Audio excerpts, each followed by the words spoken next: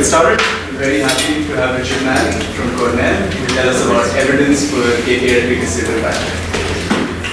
Thank you everyone for coming, and thank you to the organizers for having me. I appreciate the invitation. So I am going to tell you about some forthcoming work that I think is fairly exciting with Naomi Gendler, Leah McAllister, Jakob Morris, and Andreas Schachner. And here are my questions. One of them dresses much better than that. Yeah, Andreas picked a very formal looking picture of himself. He usually isn't wearing a suit. But I picked a more normal looking picture of him and he complained. So he's formal in my, So the core question in string phenomenology, and I think string theory more generally, is does string theory have vacua that look like us? And of course there's the very famous string landscape that there's exponentially many solutions to string theory, and the idea is that some of those should be us, and there's too many of them to actually just list them all and look for us. So the game we're playing is to abstract away some of the fundamental ingredients of our universe and look for solutions to string theory that have this ingredient. And so the portion of this question I'm going to address today is, does string theory have de Sitter vacuum? So there is a proposal, which is basically the leading proposal, and certainly the most widely studied by KKLT, for how to build a de Sitter vacuum of string theory.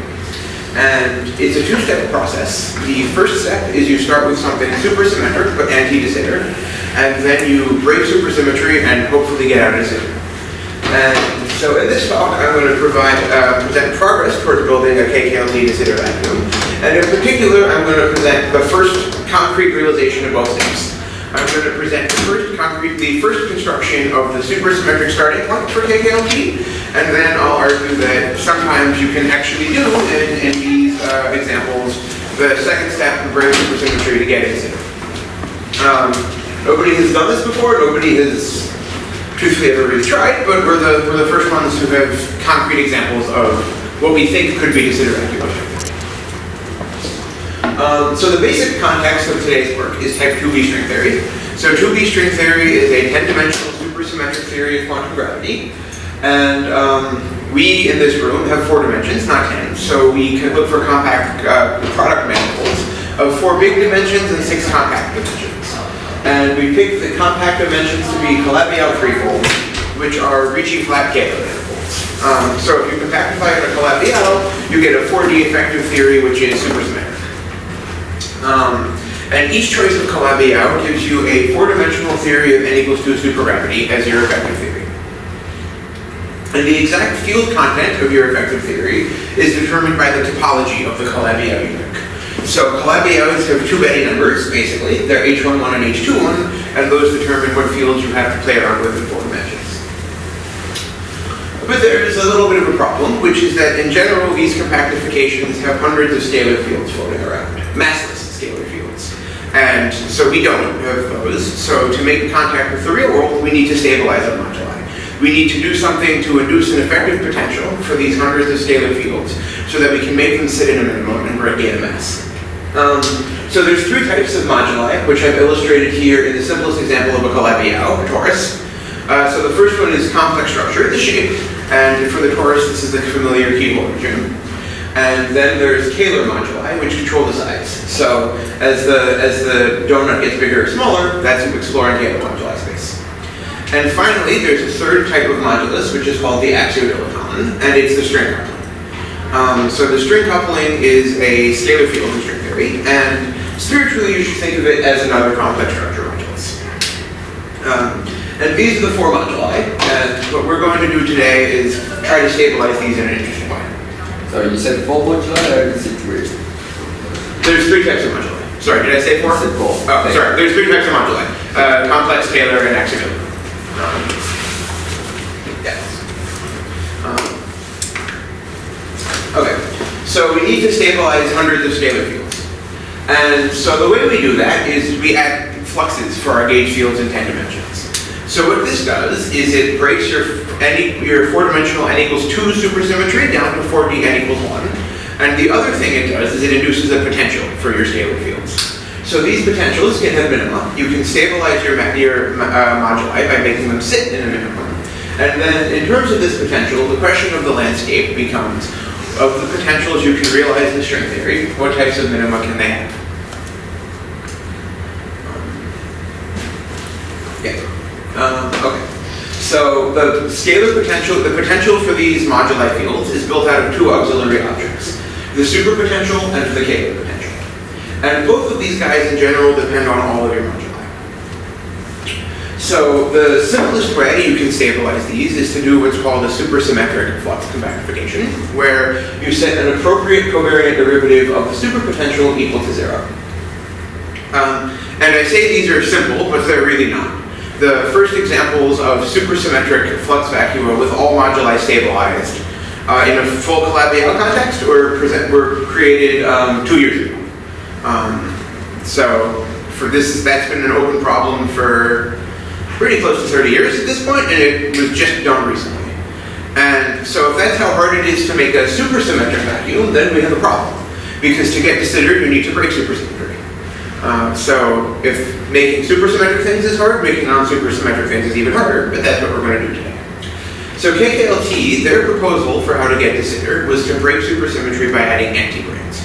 You start with something supersymmetric and then you break it by hand. So you have supersymmetry ups.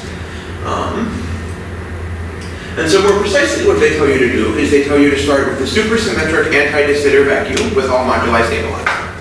And so at a supersymmetric minimum, your potential might look something like this. You have a narrow well at a fixed point in moduli space, and that's your ADS. And at the minimum, these potentials tend to have two values. They're negative, and they're usually very small. So then the idea is you take your supersymmetric ADS minimum, and you add to it an antibrane, an anti-D3 brane. So the antibrane does two things. The first thing it does is it breaks supersymmetry. Fluxes preserve half of your supersymmetry, and the antibrane preserves the other half. So if you have both fluxes and antibranes, you've independently broken both halves of the 4D n equals 2 supersymmetry. You end up with something with no supersymmetry. The other thing it does is it adds a small positive contribution to the total potential. And that's great. Because a small positive thing, if you take a small negative thing and you add a small positive thing to it, sometimes you end up with something small and positive.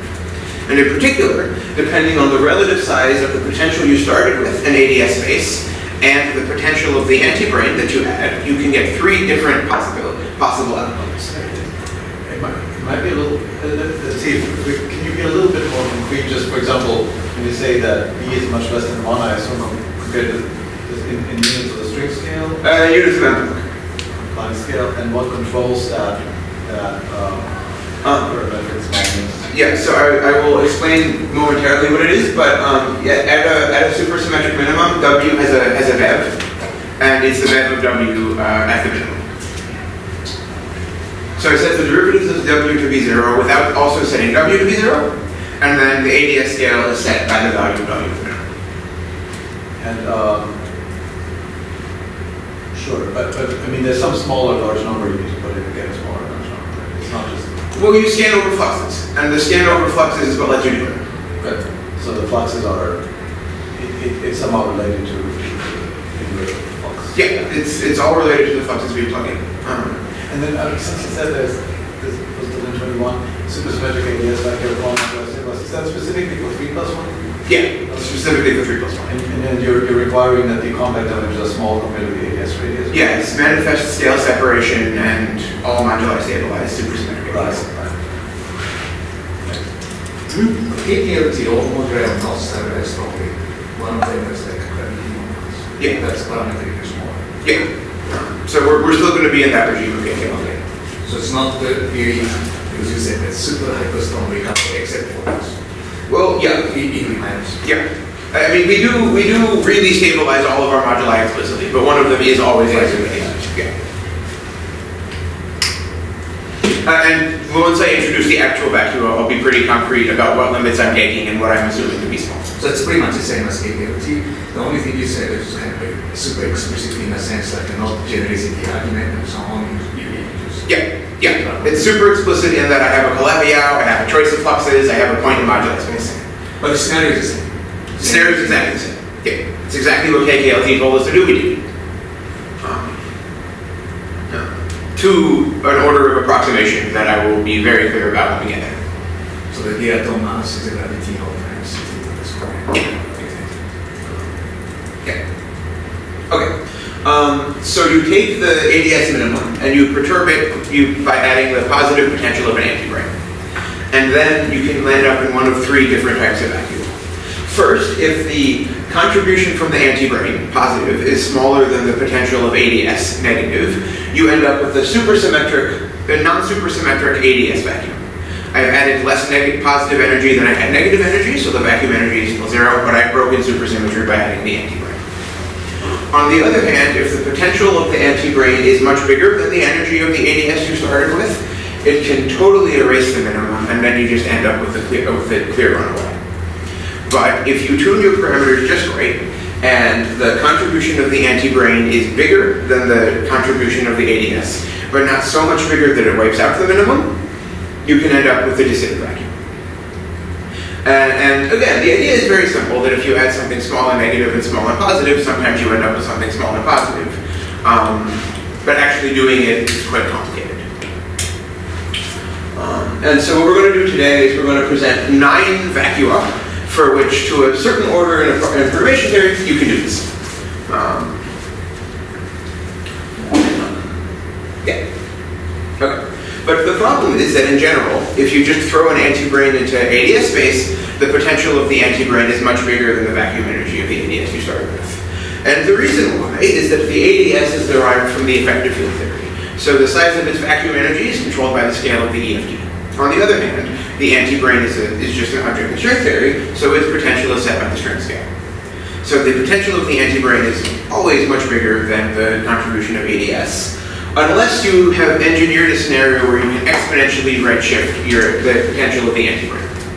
So the idea is we implement the Rendell-Sundrum model, which tells you how to redshift the contribution of one of two different sources of energy, and we implement the Rendell-Sundrum model in string theory. And you can do that if you have what's known as a warped throat, which is a region of your Calabi-Yau where you grow a region of anti-de Sitter space. This is different from the supersymmetric ADS into which I throw the antibrane. That's a 4-dimensional ADS space. This is an ADS region of our compact Calabi-Yau. But if you have an ADS region of your compact Calabi-Yau, then things at the far end of your ADS are exponentially redshifted relative to things at the bulk. So if you engineer a Calabi-Yau where this happens, and you put an antibrane at the far end of it, you can hope that it's redshifted down enough to compete with the total energy scale of the ADS. And this happens in string theory near the boundary of complex structure moduli space. You work near what's called a conifold point in moduli space, and at a conifold point you grow this long ADS mode. So, to get an ADS de Sitter vacuum, KKLT tells you to combine the following things. You need a supersymmetric ADS flux vacuum with an exponentially small cosmological constant, a conifold, and all moduli stabilized. And then finally, you need to introduce an antibrane, and then you need to tune the relative energy of the antibrane and the ADS. And if you can combine all of these ingredients, you can uplift your supersymmetric ADS vacuum to a de Sitter vacuum. And there's an important caveat, which is that everything I've just said was derived to leading order in alpha prime and to G string. And that is the effective field theory in which I'm going to work for the remainder of the talk. At the end, I'll talk about the corrections. We think some of them could be important, but we don't know how to compute them. So at the end, I'll come back to these corrections, but for now, I'm going to ignore them and just work to the same order of approximation that KKLT worked. And in that approximation, we're going to build 9 examples of de Sitter vacua. So most of these different ingredients, people have learned how to engineer separately. We know how to build ADS vacua with a small W naught. We know how to build vacua with a conifold. What was not done before was to build a conifold vacuum with a small W naught and all moduli stabilized. So that's the first thing we're going to do. And once you have these, you can try adding in the antibranes and actually building the de Sitter. But since nobody had ever built the full supersymmetric conifold ADS, nobody had ever been able to do that before. So we're going to produce the first examples of both of those things. And this is a pretty natural point to stop and ask for questions. So let me stop here. Okay. Let's carry on. So So yeah, before I start, let me make a comment, which is KKLT was written 20 years ago, exactly 20 years ago this year. And why are we doing this now? Why has it taken 20 years to build a KKLT vacuum? Why am I giving you this talk in 2023 instead of 2006 or something? And actually, in the last few years, a tremendous amount of progress has been made on actually building explicit vacua of string theory where you've broken a lot of your supersymmetry. We've gained abilities to efficiently study large ensembles of just Calabi-Yau manifolds. 20 years ago, if you wanted to compute the periods of a Calabi-Yau, basically you had to email Philip Candelas and ask him, and he may or may not compute them for you. But now we can compute them automatically at scale. Similarly, we can compute exponentially many choices of different flux vectors. So to specify one of these supersymmetric vacua, you need to pick a choice of flux vector. And we can now process hundreds of millions of them in an afternoon. That was not possible when they invented flux vacua 20 years ago. You had to plug in an set of integers by hand and plug in the values of the periods that pointed onto that space. And all of these ingredients have to be combined harmoniously into one package to actually produce an example. And even with all of the advances that were recently made, it was not clear to us when we set out to do this that we were going to be able to do it. It worked out that way, but it was highly non-obvious that even with all the powerful technology that had recently been invented, that we would be able to do it.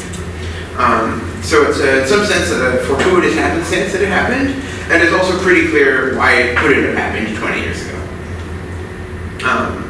But now with the technology that's been developed, we just know how to do it. Yeah.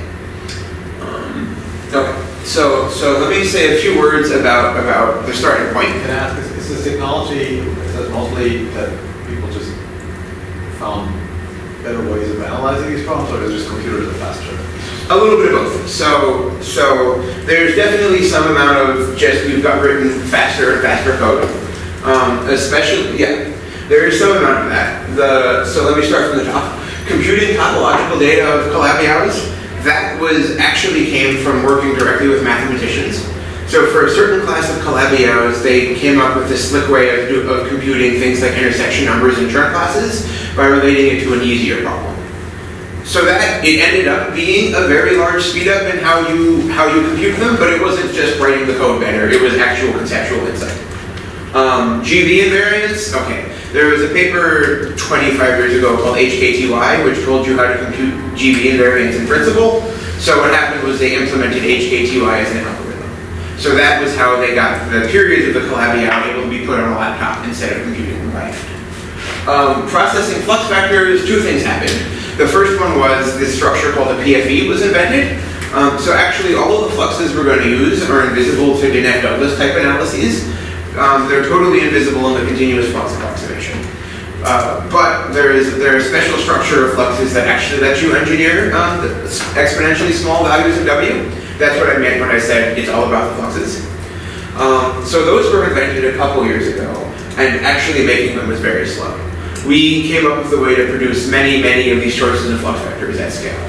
That one was a combination of thinking about the geometry of the problem and writing and rewriting our algorithm about 10 times to speed it up every time. So it's a combination of computational advances, conceptual advances, and actually just talking to mathematicians and better understanding Calabi-Yaus' algebras.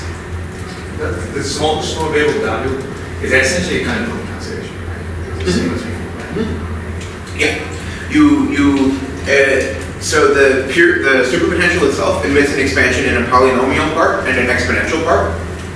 And you pick fluxes such that the polynomial part is just 0. So everything comes from competing exponentials, and it's naturally exponentially small.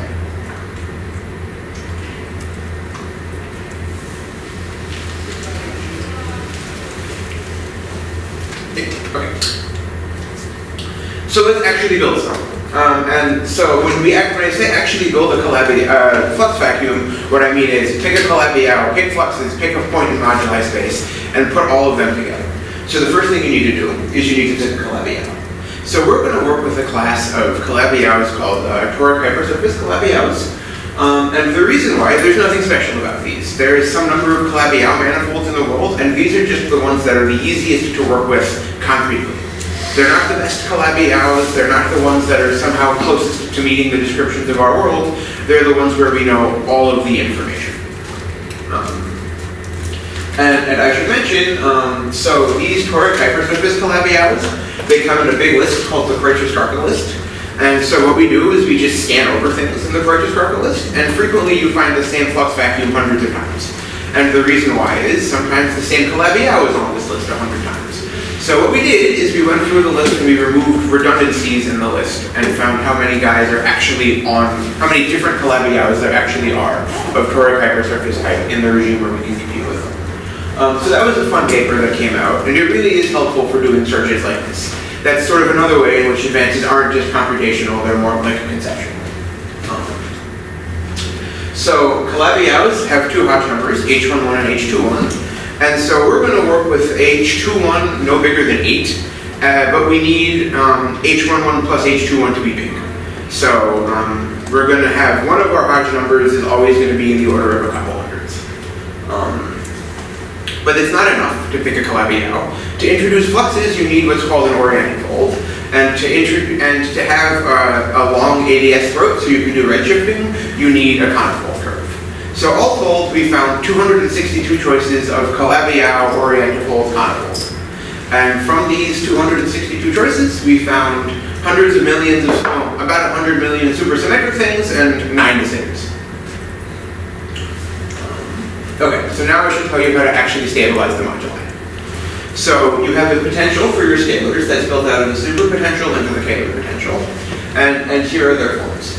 So the superpotential is the sum of a flux piece that depends on complex structure of the axial dilaton, and the sum of another piece that depends on the Kähler moduli.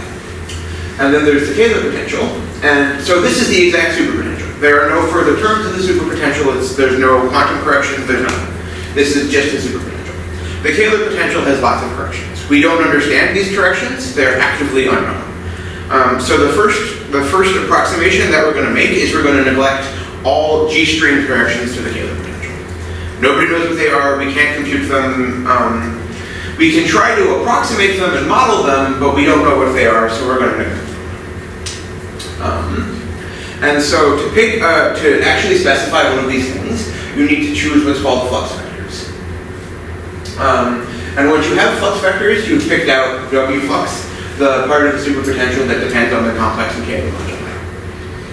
I should make one more comment, which is that in general, the bit that depends on the Kähler moduli also depends on, so these prefactors up here, in principle, they depend on the axial dilaton and complex structure moduli, but we find examples where they don't. We find examples where these prefactors are just numbers. Nobody knows what the numbers are, we don't know how to compute them, but we do know that they don't depend on the moduli in the examples we're looking at. And so that tells us how we should actually do the moduli stabilization. We start by stabilizing the flux, the complex structure and axial dilaton, and then on top of the background of stabilized complex structure moduli, we go and stabilize the Kähler moduli. So it's a two-step process, but at the end you will have stabilized all of your moduli. And this is actually what KKLT told you to do. When they told you to do this, it wasn't clear that you would actually be able to do it. It wasn't known that there were examples where there was no moduli dependence in the Kähler, in the part of the superpotential that depends on the Kähler moduli. They said, if you can find examples, then you can do it in 2 steps. We found examples where it works, and their recipe goes through.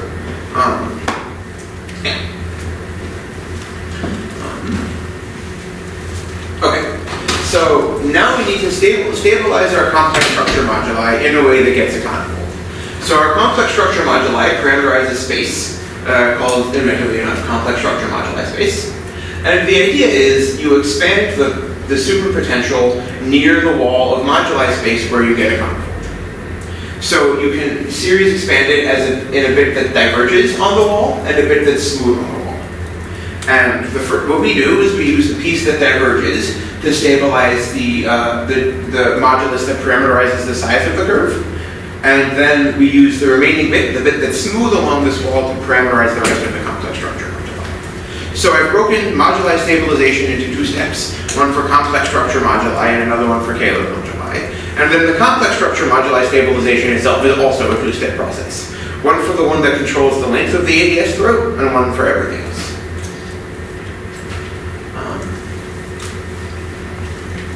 Okay, So first I use the divergent piece to stabilize one of the moduli.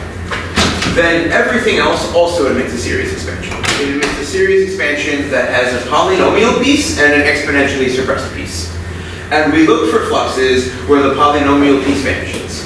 And the reason why that's good, like I said before, is that then everything left of the superpotential has to be exponentially suppressed, so you guarantee that you end up with something with a small superpotential.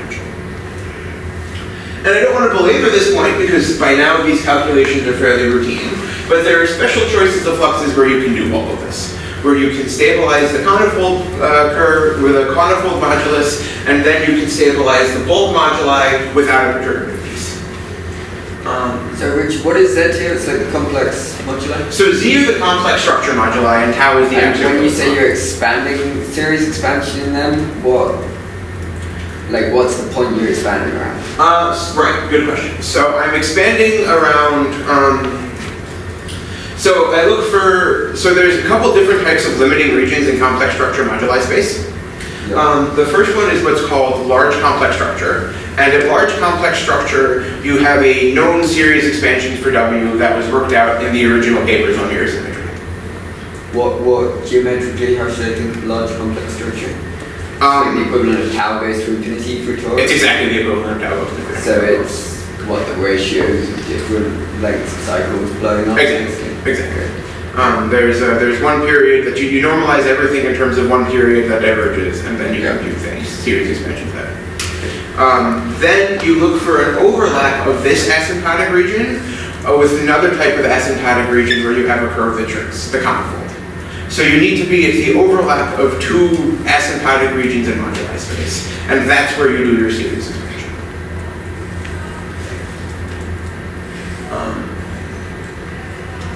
I mean, I can write down the formulas, but they're not very enlightening. But actually, let me make a point here, which is that because we have all of these series expansions, it's very hard to guarantee, even if you find a minimum, that you're inside of the radius of convergence of these two overlapping series expansions. So that's a struggle that we have to deal with that actually throws out a lot of our vacua. Which is what I said on the next slide. So the upshot is that I stabilize all of my moduli. And the only value of the modulus that's actually super relevant for what we're going to talk about is the value of the conifold modulus. So the value of the conifold modulus is exponentially small, and it depends on the amount of flux through the 3 cycles of the conifold curve. So I have my Calabi-Yau with the big ADS region, and the length of the ADS region is e to the minus ratio of 2 fluxes. And that's really the main takeaway from complex structure moduli space. That we have an explicit closed form, so we have explicit choices of flux vectors that let you stabilize your moduli, and we know exactly what value of the moduli we get stabilized at. So once you find these values of the and then the actual VEB of the superpotential, the thing that controls the size of the ADS minimum, is e to the minus 1 over GS. So if the string coupling GS is small, we end up with a naturally exponentially small W naught. So that's one of the basic ingredients you need for W naught. You need exponentially small W naught, and you need a conifold. And I've just told you I've just said that we can engineer both of those at the same time.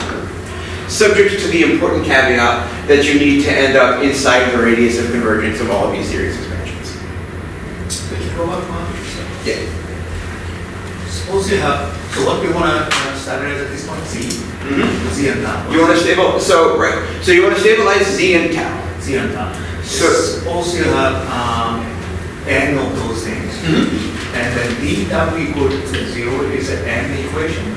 So seems like we do one more equation than the whole because you also put the w from w is equal to 0. So W depends on Z and tau. Yeah. So it depends on H21 plus 1 many guys. Yeah, of course, you're totally correct that this is an over-constrained system. Yeah. Nevertheless, because you're working over the integers, equation counting doesn't tell you the final answer. It's not obvious that you can find these things, but you can find them. And the discreteness of the fluxes is an essential part. Yeah, but discreteness because of discreteness of flux, I thought that it's not trivial to get this over constraint. If the flux is continuous, of course, you change it. It's very non-trivial. Nonetheless, you can do it. This is the hard part. The hard part in building these examples is finding these choices of flux vectors. So something you're kind of lucky, like if you just discrete choice, you just hit that overall constraint. Yeah, so one thing you could try to do is you could just try plugging in, like, make a big list of all of the integer vectors of the right dimensionality and start scanning over them. That'll never give you an example. You have to be very smart about how you pick your integer fluxes, but we've gotten very good at doing it. It's not easy, it's not obvious you can do it at all, but nonetheless you can make it work. Is it known that they exist for arbitrarily large flux ratios so that exponential on the next slide can be made arbitrarily small? I assume you're just finding them for sort of concrete. The smallest I've seen is 10 to the minus 144, but that's pretty small. It's good enough. It's good enough, yeah. Actually, to actually build de Sitter, you don't want it to be that small. You want it to be more like 10 to the minus 5 or so. But yeah, you can make it however, you can make it arbitrarily. That's a bit slightly different strategy than KKLT right here, technically. They're not doing this totality class. They don't do the perturbative flux. You have a lot of perhaps vacuum, then of course minor W, there can be some small region by translation. Well, so here you just put the W is equal to 0 and then you use the exponentially small thing.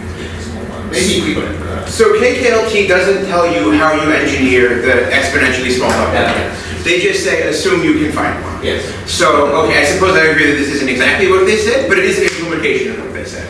They didn't make any claims of how you could do it, or even whether it was possible, other than if you squinted at F and Douglas, you can sort of look at the small W, not yes, I think exactly the cancellation. Some of them will be small.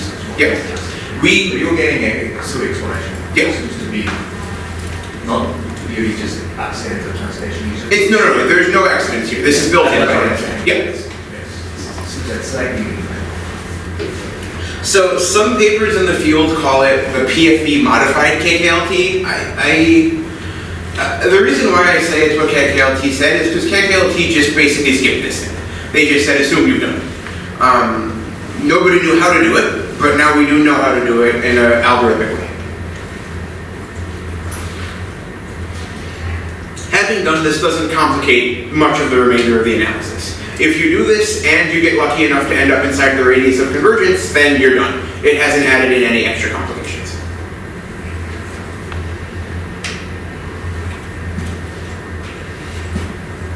Okay, and we found about 90 million candidate minimum. For each of these, you need to check the convergence of the superpotential, and that's actually very annoying to do. So I can't tell you how many of these 90 million things actually survive or inside this radius of convergence, but I can tell you that the smaller W naught is, the smaller the expectation value of the superpotential at the minimum is, the more likely it is to have converged. So what's the limiting factor for the number of flux choices that you, the number of candidates that you found? Is it the space that you, what's the size of the space that you actually searched? So like I said, I looked in 262 Calabi-Yaos. And in those 262 Calabi-Yaos, I found 150 million flux vectors that I could have plugged in to arrange for this structure, this perturbatively flat structure. There's two limiting factors. The first one is just the number of Calabi-Yaos. If you gave me double the number of Calabi-Yaos, I could find more things. The second one is inside a fixed Calabi-Yao, the more computational effort you put in, the fewer things you get out. There's a diminishing return type of deal. So this is when we decided we had enough and could stop. We could get more. If we needed more, we could make more, but we found that this was enough. I think I'm probably missing something still. We can go back now. Yeah. And this dw product is equal to 0. And d, right? Yeah. And d, what kind of derivative is that? So dw is yes, just I don't quite derivative. It's the partial derivative plus w times the partial derivative of okay. But what's the d in response to what field?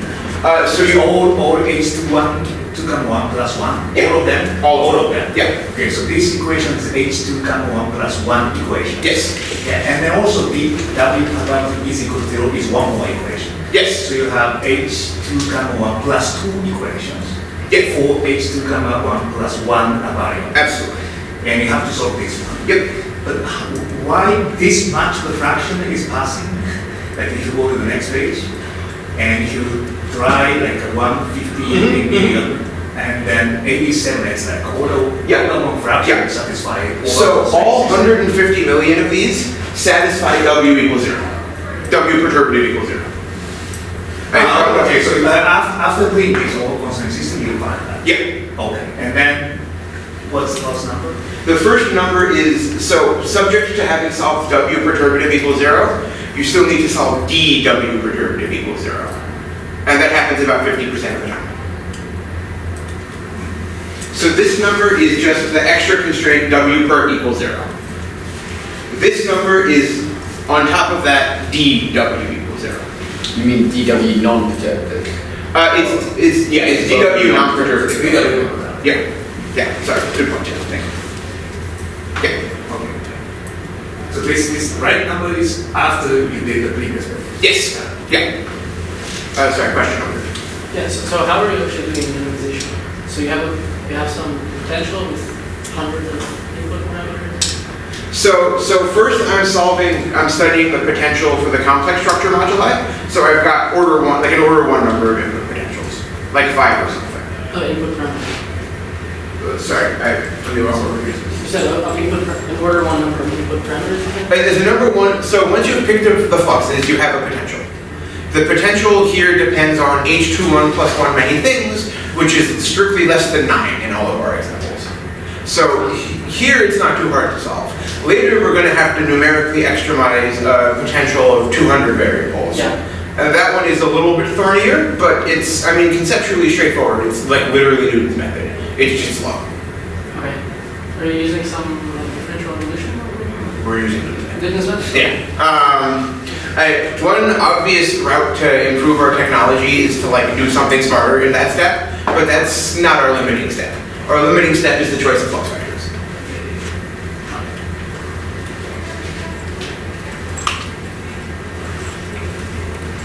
Okay. Cool. Okay. So at this step, what I've done is I've stabilized all of my KKLT moduli, or all of my complex structure moduli and my activity limit. And I've arranged to have a long warp through it. Okay, and so sorry, here are distribution parameters, here are distributions of 2 order parameters. The first order parameter, W naught, is the depth of the ADS minimum. This one, ZCF, is the redshifting of the anti-brane potential. So what we need to do is we need to balance these two off each other. The relative size of W naught and ZCF in a single example determines which one of these 3 possibilities you end up with. So because we have such rich distributions of these guys,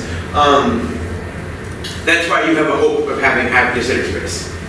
Like I said in the beginning, it wasn't obvious that we were going to be able to, but once we started making these guys and we looked at these distributions, we said, probably we can do it. Yeah. Okay, so let's talk a little bit more about the KS throat. The KS throat is why KKLT is hard. All of the complications in KKLT come from having engineered this throat. And one very important calculation, caveat, is that this object is not a good object in perturbation theory. So I've engineered, in bulk effective field theory. So I've engineered my vacuum, my Calabi-Yau, to have this long warp region. And at the tip of this long warp region, it's very highly curved. The radius of curvature is an order 1 number times the string scale. So there's no real reason for Einstein gravity to be good. KPV studied what happens to things at the tip of the throat in the alpha prime equals 0 limit. They explicitly neglected those directions. Sorry, before I get to KPV, let me say one thing. There's 2 different regions, control regions you could be in. The first one is the radius of curvature if the throat is very large, bulk supergravity is good. The other one is that the radius of curvature is extremely small, bulk perturbation theory is totally useless, and you have to describe everything in terms of a dual gauge theory. We have interesting vacua in both of these regimes. We've engineered actually more examples in the gauge theory regime than in the supergravity regime, but nobody knows what to do with them. Nobody has ever actually found supersymmetry breaking states in the gauge theory that's supposed to be dual to these throats. One thing that I hope will happen is that once we've presented examples of things that are supposed to be dual to supersymmetry breaking states, someone will actually go and find them. But for now, nobody knows what to do with those solutions, so I'm not going to talk about them today. We have them, we know what they look like, they're very interesting, but today I'm going to focus on the regime where bulk supergravity is at least marginally a good description, where the radius of curvature isn't literally smaller than string scale. And I'm going to start by showing you examples that are working in the leading order of expected field theory without these alpha prime corrections, and then I'll comment on the alpha prime corrections at the end. And so today I'll talk about GSM bigger than 1. It's important that this is GSM bigger than 1 and not much bigger than 1, which is in principle what you're supposed to have for EFD, but we can't get there. Yeah. Okay, and so the thing that controls the radius of curvature at the tip of the throat is GSM. So GS is the string coupling, and M is the amount of flux through the conifold cycle. And so here we have a distribution of GSM. It tops off at 12. So none of the things we've ever found are in the regime where you honestly have excellent control, but nonetheless, we can try. Okay, so now I've stabilized my complex structure moduli and my axial dilaton moduli, and I need to stabilize my Kähler moduli. So you're going to use these terms to do it. So they're a number called AD times e to the minus 2 pi Kähler modulus. So these ADs, nobody knows what they are. We've arranged them to be pure numbers instead of functions of the complex structure moduli, but the pure numbers nobody knows how to compute. They've been written recently as 1 over 16 pi squared times some horrible integral over states in the world sheet theory that nobody can evaluate. There's some expectation that the integral should evaluate to an order 1 number. We're going to take that number to be 1 for the talk. In the paper, we'll float the number, and we have examples with Km other than 1. Actually, in some cases, we know that Km evaluates to an integer. So if it's an integer, it can't be smaller than 1. If it's bigger than 1, we're okay. If it's smaller than 1, we start to be scared for a Kähler moduli stabilization. But nonetheless, it's not smaller than 1, but it's an integer, so we're okay. But it's an important caveat to keep in mind that we don't actually know the value of the terms in the superpotential to stabilize the Kähler moduli. But once you've written the superpotential in this way, it's really just numerically extremizing some function. Newton's method is good enough, and we have a Newton's method recipe implemented from which you can just stabilize your Kähler moduli by hand. It's very slow, but it's not the step that actually hurts us the most. Most choices of flux vectors just aren't worth piping into Kähler moduli stabilization anyway, so we don't lose too much by having it slow. But once you've stabilized your Kähler moduli, then you can just read off the total volume of your Calabi-Yau, which is important. It's an important control parameter for assorted things. There's a famous problem called famous objection to KKLT called the singular wall problem, which says basically that most of the volume of the Calabi-Yau the claim of this paper was that if you do KKLT, most of the volume of the Calabi-Yau will end up in the warped throat. And so you can't claim to control most of the Calabi-Yau. In our examples, you can just check whether that's true or not, and it's not. So we don't have a singular wall problem in these examples. Which is good. But that's all you need to do to construct the supersymmetric ADS vacua. You need to do complex structure moduli stabilization and then Kähler moduli stabilization, and we can do it. We have examples where we can actually do all of these things and produce supersymmetric ADS conifold vacua, which are the starting point for KKLT. So we can't check all of the 90 million things, but we can check some of them, and here is some characteristic order parameters. So you can get W naught very small with GSM bigger than 1. You can get ZCF very small with GSM bigger than 1. You can get GSM pretty big. It's actually easy to do any 2 of those. You can end up with GSM big and a W naught small, or you can end up with W naught and ZCF both small. It's really hard to make GSM big and W naught and ZCF both small. So it's easy to do any 2 of them, very hard to do any 3. But nonetheless, if you're just building conifold ADS vacua, it doesn't really matter. You can do just about well enough on any and all of these that you're not really concerned about too many corrections. And in fact, there's really only one class of corrections that could destabilize these supersymmetric ADS vacua, which is unknown G-string corrections to the Kähler potential. So the G-string corrections, nobody knows what they are, so we can't evaluate their. but it's the only unknown in the analysis of the supersymmetric ADS guides. If for some reason you don't want these vacua to exist, you would need to claim that these corrections are big and they overpower the minimum you found to leading order in the KLA potential. Once we get to the center vacua, of course, things will be less clear, but for the supersymmetric guides, those are the only corrections that we can control. Okay, are there questions here? No. So how much did the choice of KD equals 1 or whatever affect properties of any of these things? If you just... So far, no. So, not at all. I mean, sorry, they affect the, okay, I didn't write it here, they affect the total collabial volume. Okay. But as long as the total collabial volume is sufficiently big, for these guys, there's no real problem. Once we start getting to de Sitter, it will start becoming more important for reasons I'll mention in a second. But at this level, it's not super important. That whole table is sort of independent of the choice of KD. Everything on this table is independent of KM. If there was another column over here with the actual value of with the actual volume of the collabial, that would depend on KM, but that's it. Did you said you have 100 examples and you gave us 3. Yeah. Did you choose those 3 because they have these outlier values of like extremely small? I'm just trying to understand where the minus 114 in the exponent comes from. Yeah. So we have examples down to 10 to the minus, or 10 to the minus 300. I picked examples that are characteristic of how small you can get, but not like ludicrous outliers. Yeah, it looks almost like you picked 2 examples which are atypically large, right? Well, this is on a log scale. Yeah. So, I mean, it's somewhere around the middle. Okay. The bulk of the distribution has ZCF pretty big, comparatively. Because this is a log scale. Yeah. So this is 10 times bigger than this. Okay, sorry, yeah. So you did, to get the minus 114, you did have to cherry pick. Yeah. But you can do it. Actually, what I did is I took the first million of the 90 million and picked the smallest ZCF and W naught with GSM bigger than 1. So it's a semi-random sample in that like the actual ordering doesn't mean anything, but it's not like I actually delved and picked out the smallest DCF. Right. But it's interesting that you're seeing, I mean, these are sort of anomalous cancellations or whatever that lead to such small values, right? It's so ZCF always comes out exponentially. We've engineered. Sorry, I'm not picking random fluxes and getting 10 to the minus 114. I'm picking fluxes that I know will stabilize me close to the wall of moduli space. And so we're naturally exponentially close to the wall.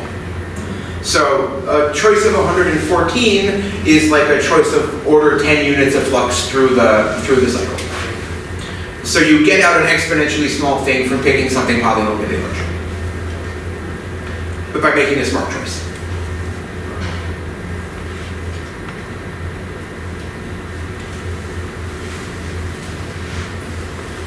Incidentally, we have examples of W naught that are smaller than machine precision, so I can't actually do anything with them. It's kind of fun to have like 10 to the minus 1000 W naught, but it's also nuisance. Yeah, okay.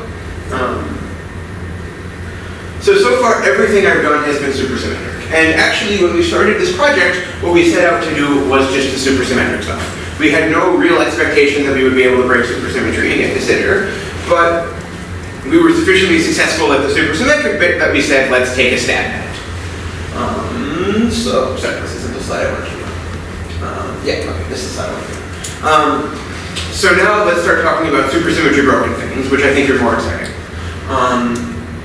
So you have to add an antibrain. So one thing you could do is you could take one of these examples and add by hand a brain-anti-brain pair. Nothing's stopping you from doing that, except for the fact that the brain and the anti-brain are going to attract each other. So the vacua you find that way are going to have very short lifetimes. Instead, we're looking for vacua where, to satisfy basically Gauss's law in 10 dimensions, you have to add a single anti-brain. So we're not adding anti-brains by hand, we're looking for cases where they have to be present. And we're going to only look for cases with one single anti-brain. You can look for 2 or 3 or 4, but it just becomes harder. So what happens when you put an antibrain is the warping effects pull it to the tip of the KS throat. At the tip of the KS throat, there's an S3's worth of possible landing places for the antibrain. And to leading order in alpha prime, you can compute the potential the antibrain feels as it moves along the S3. And you can ask, is there a minimum for the antibrain to live at?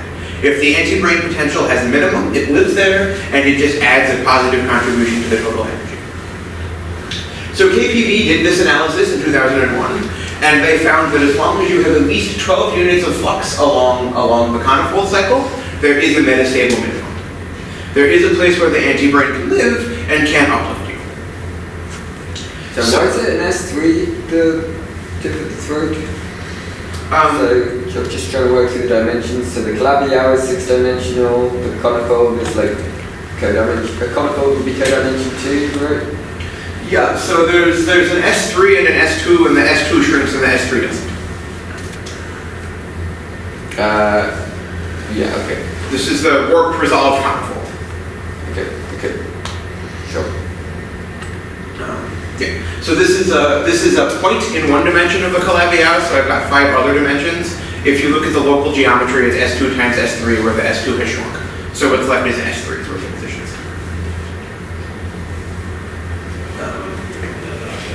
Okay. So the conifold is codimension 1, actually. Yeah, the conifold is codimension 1, yeah. It's a circle that collapses to a point. So you lose 1 dimension.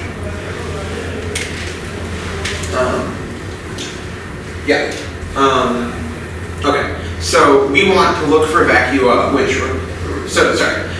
this minimum has this potential has a minimum if there's at least 12 units of flux. So we need to pick flux vectors such that we have a single antibrain and at least 12 units of flux through the cycles. And of our 150 million choices, that also do the complex structure moduli stabilization with the exponentially small w naught and the long throat. So of our 150 million choices of flux vector that did complex structure moduli stabilization, 27,000 have 12 units of flux and an antibrain. So those 27,000 are the only choices that could possibly have given us a decider. And that should give you a scale of how actually hard this is, because you have to look through about 5,000 things to find one that has a chance of giving you a decider. And again, this potential was studied to leading order in alpha prime, even though we expect alpha prime corrections should be important. In the limit where GSM, the radius of curvature of the tip, goes to infinity, this picture becomes exact. But we can't engineer cases yet where GSM is very big. Nonetheless, we're going to just take this value and take this at face value, use the result, and then we'll talk about corrections at the end. Do you have a sense of the scalings of corrections of the function of GSM? Bad. Nobody has computed them. There have been various attempts to approximate them. And so the approximations are unsatisfactory for various reasons. But if you take the approximations at face value, you need about m bigger than 50 with GSM bigger than about 5. So it's not just enough that m is big, you also need GSM big. In that attempt to approximate the size of the corrections. But they did some funny things. I don't entirely believe their results at face value, but I think their result does go to show that their corrections are always important. Okay, so here's the idea of how you actually find a de Sitter vacuum from an antibrain. First, you pretend there isn't an antibrain, and you find the supersymmetric minimum in Kähler moduli space. Then you say, okay, this gives me a negative contribution of the energy. Now let's stop forgetting about the antibrain and include its potential. Then you ask for the ratio of those things to be bigger than 1. So what matters, if you work everything out with all the numbers, is z to the 4th, zcf, the length of the curve, the length of the conifold throat, to the 4/3, divided by w naught squared, divided by g squared n squared. So you need to tune zcf relative to w naught and gsm to hope to uplift to something, uplift to something instead of getting a runaway. This is a super stringent constraint because of this stupid factor of 179 up front. It's actually very hard to do this. If you play around with this on a pencil and paper, you can convince yourself that actually you need ZCF to be exponentially smaller than W naught. Now, ZCF is e to the minus flux through the conifold, so we have a problem. But we need large K flux through the conifold curve, and we need large M flux through the conifold curve. Where did the 179 come from? The size of the value of this potential M minimum. Okay. For some particular value of M? Is that The actual value of the minimum here is independent of M. Okay. Sorry, it's not quite true, but it's largely independent of M. The M dependence of the value of energy is one of the M's downstairs here. It's like 179 over M. And 179 is exact, is it? No. It's some horrible ratios of cinches and coches and of pi over What whatever. ends up being out there? Yeah. The reason I emphasize this here is to emphasize that we need 200 times this ratio of things to be order 1. So this ratio needs to be small. So now we have a problem. We need 3 things to happen. We need W naught to be small, we need GSM to be big, and we need ZCF to be small. And it's really hard to make all 3 of those things happen at the same time. W naught is e to the minus 1 over GS. So to make W naught small, you need to take GS small. Fine, but then to take GS small with GSM big, you need to take M big. Now, Z is basically e to the minus couple hundred over GSM squared. So if M is big, Z can't be very big, very small. Why can't you just make K even bigger? Is that just a finding things issue? No, so there is something called the tadpole bound, which says that the total flux is bounded above by 2 times H11 plus H21. So H11 plus H21 is believed to be bounded in the landscape of Calabi-Yau's. So assuming there's no large cancellations in your flux vectors, K is bounded from above by Q over M. Now you can hope to find cases where there's large cancellations. We know they exist, we don't know how to find them. That's what I think KKLT was imagining.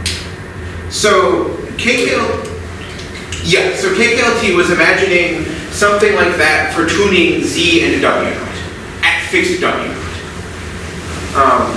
But So it does matter, but strictly speaking, it may be kind of finding slightly new way to get I don't know that. yeah, I agree with what you're saying. What I was trying to say earlier was they don't talk about how you find W naught. We modified our fluxes to pick W naught small. We said nothing about how to make this ratio of things. This ratio of things was what they're hoping you could get large cancellations in. That's independent of making W naught small. But in spite of how hard it is to make all these strings happen, we were able to do it. Of our 27,000 possible choice courses of flux vectors, we have 9 that work out to give you stable de Sitter, give out metastable de Sitter at this order of approximation. So from 150 million things, we got 9 of them. And these are the first ever candidates for de Sitter Vacua of string theory. We also have examples, Sorry, what do you mean by candidate for de Sitter? I'm going to be very clear about what I mean in a second. But basically there's a lot of corrections that we don't know. And so it's impossible to say, these are clearly Vacua to the order of approximation we're working, where you neglect alpha prime corrections to the potential of the anti-prime.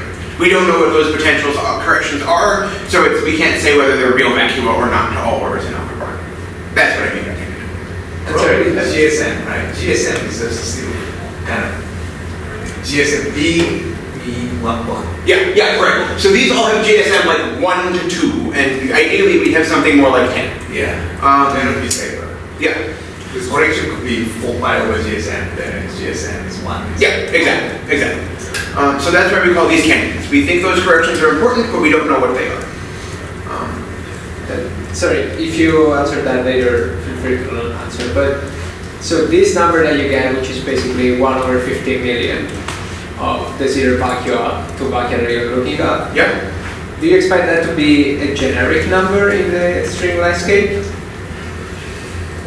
No, is the answer. So we've made very special choices of flux factors. So in general, it's not worse. In general, I would say we have no idea, but it should be worse. Let me just see if I understand the philosophy here. So, I mean, the argument, there are a lot of stream IQ that Joe and I gave, we were not interested in control. We were just saying, okay, there's a lot of contributions, they can all be large, but if you have enough numbers you add, sometimes you get accidental cancellations. There's no reason to think that generic vacuum like that are going to be like this, where you have some control when you construct them, right?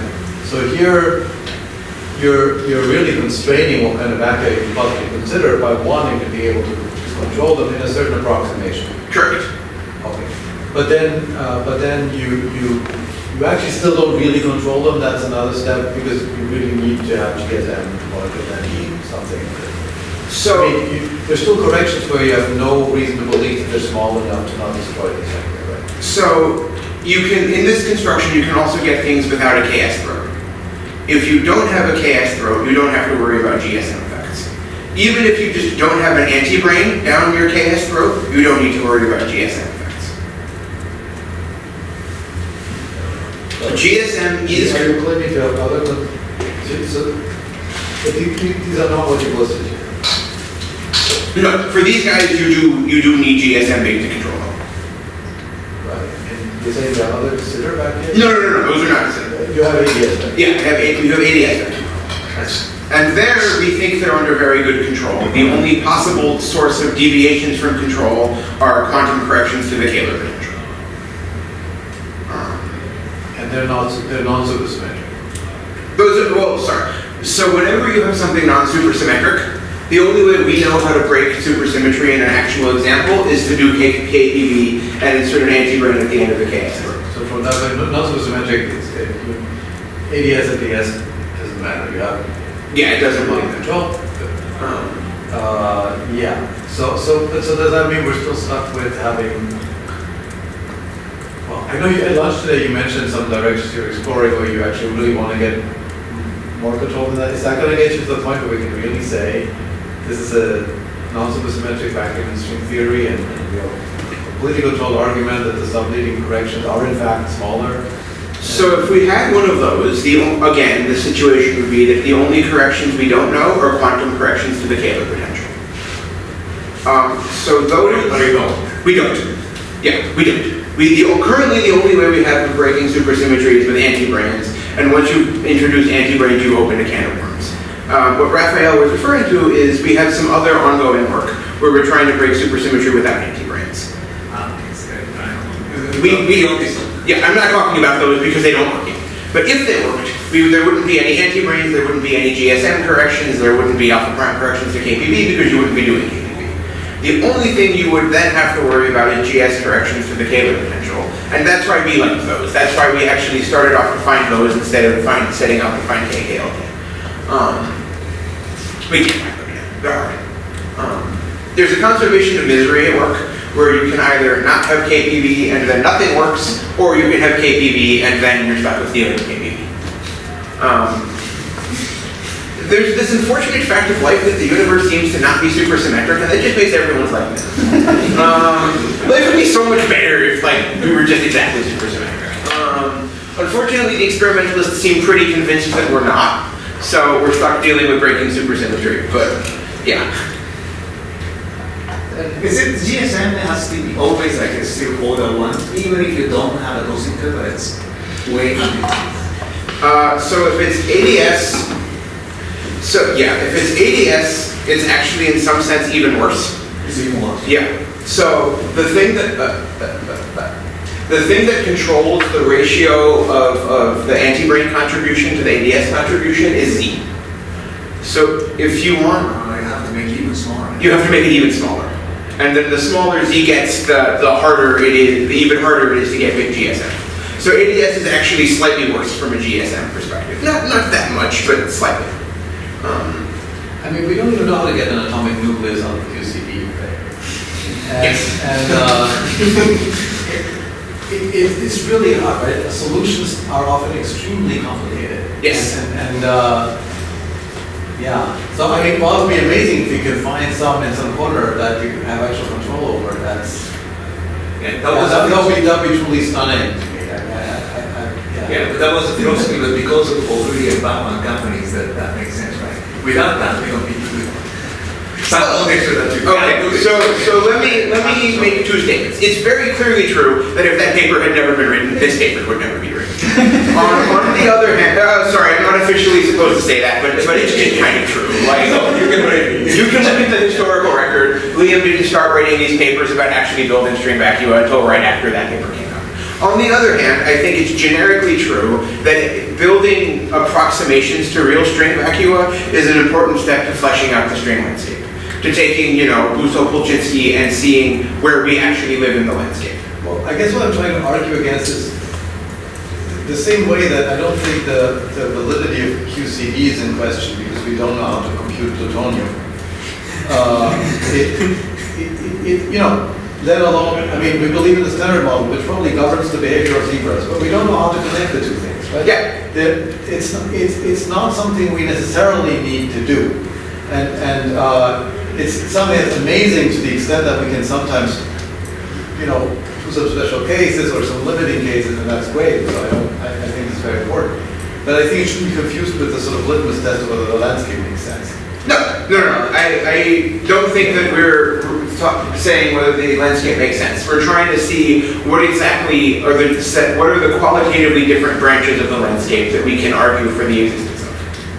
I don't think that this result makes the landscape, significantly better established than it did before. I think it's clear that if you have string theory, you have the landscape of Vacua. The thing that wasn't that I don't think was clear was what is the space of allowed qualitatively distinct types of Vacua in the landscape, and that's what we're hoping to address. Can I tell you that somebody made an argument that QCD does actually not accommodate plutonium? Yeah, exactly. Yeah, right. Yeah, the fact that with lattice QCD calculations, they can now pretty accurately predict the neutron to proton mass gap or whatever, and things like that. That seems, it's still important. Even if we didn't have those computations, it's one, exactly. So that's, 50 years later, we can do neutrons and protons. Okay, I am basically done. What I wanted to talk about, here's the distribution of order for instance. Okay. What I wanted to talk about was the caveats towards these Vacua actually existing. So as I harped on, there's alpha prime corrections to everything at the tip of the KPV program. There was an attempt to approximate the size of these corrections in two papers out of the Heidelberg group recently. And so instead of m bigger than 12, their papers seem to suggest you need GSM squared bigger than 250. So we can get to about 20. So if you take their paper literally, these Vacua don't exist. If you take their paper literally, these Vacua don't exist to all orders in alpha prime. They were derived to leading order in alpha prime, and if you take this paper literally, the alpha prime corrections wipe them out. That paper, it derives some things that don't make an awful lot of physical sense. We think that their derivation was too strong in many ways. So I think these corrections are very important. I don't think we can say whether or not they overwhelm our Vacua.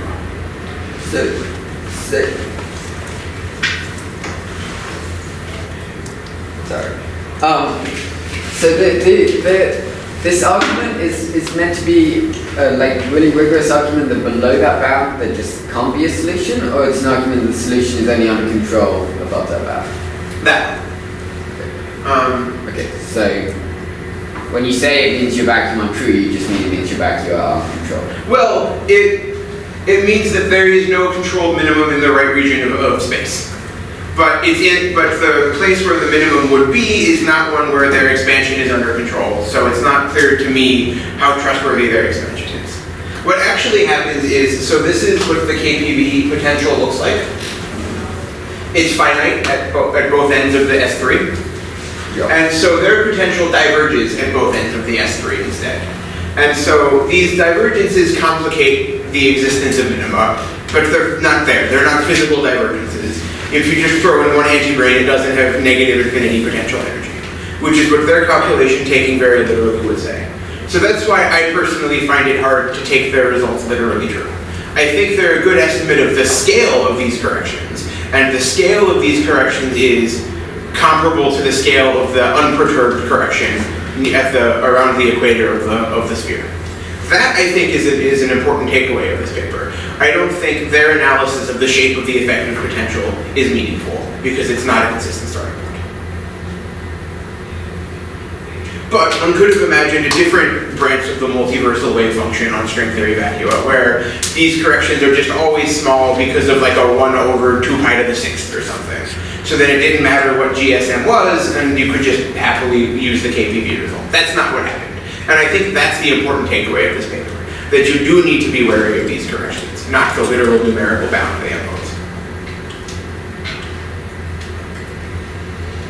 And the other important caveat is that there's unknown loop corrections to the Taylor potential. We don't know what they are. They could in principle destabilize the vacua, and ideally, there has been some work recently towards actually evaluating these corrections. And so one thing we want to do is we want to take one of these examples, compute the values of the Km, and start computing the examples of the loop corrections to the Taylor potential, and just see what happens in these examples. Okay, and that's what I wanted to say. It would be great if we could actually prove that there exists a de Sitter vacua of string theory. I haven't done so, but I think we've presented big progress towards actually building one by doing what KKLT said and showing that at least to some order of approximation, you can overcome the difficulties of the different limits that don't quite agree with each other to get something sensible. Thank you very much for listening.